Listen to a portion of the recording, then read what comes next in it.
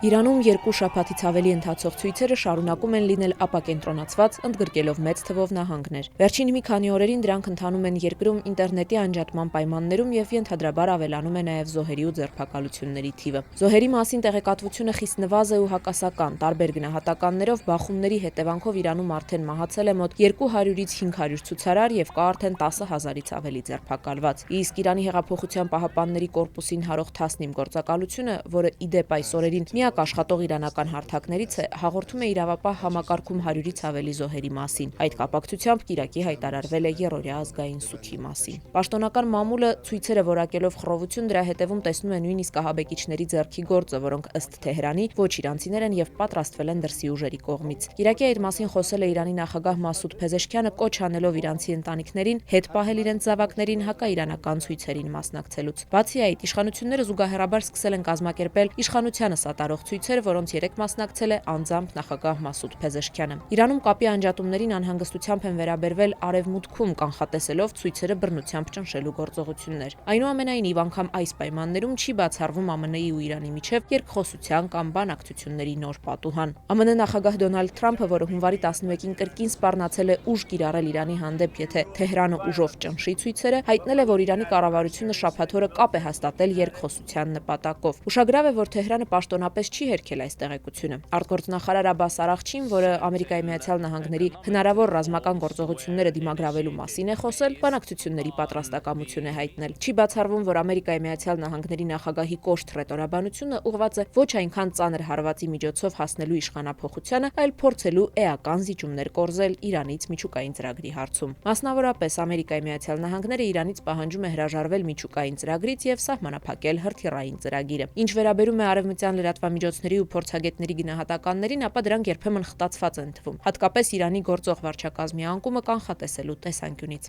Սուղ տեղեկատվությունը դժվարեցնում է ստույգ պատկերի ստացումը, մեծ դաշտ բացելով թե Իրանի պաշտոնական ընդդիմադիր ու արևմտյան հատվածի քարոզչության համար։ Փոխարենը Իրանի կառավարման համակարգում բարեփոխումների անհրաժեշտության մասին տեսակետները բավականին տրամաբանական են հնչում։ Ըստ այդ կարծիքի, երկրում ավելի մեծ դեր պետք է վերապահվի ընտրական համակարգի միջոցով ինստիտուտների ձևավորմանը, եւ եթե չլինեն իրական փոփոխություններ, ապա նոր բողոքի ալիքը միայն ժամանակի հարց կդառնա։ Ներկայում բողոքի ցույցերը կարծես չունեն հստակ առաջնորդներ եւ պարզ չեն կարգախոսները։ Հարց է, թե ինչպիսին է երկրում Իրանի վերջին շահի որդի Ռեզա Փահլավիի ազդեցությունը, որը օգտվելով իրավիճակից մեծ ակտիվություն է ցուցաբերում սոցցանցերում, գտնվելով Ամերիկայի Միացյալ Նահանգներում։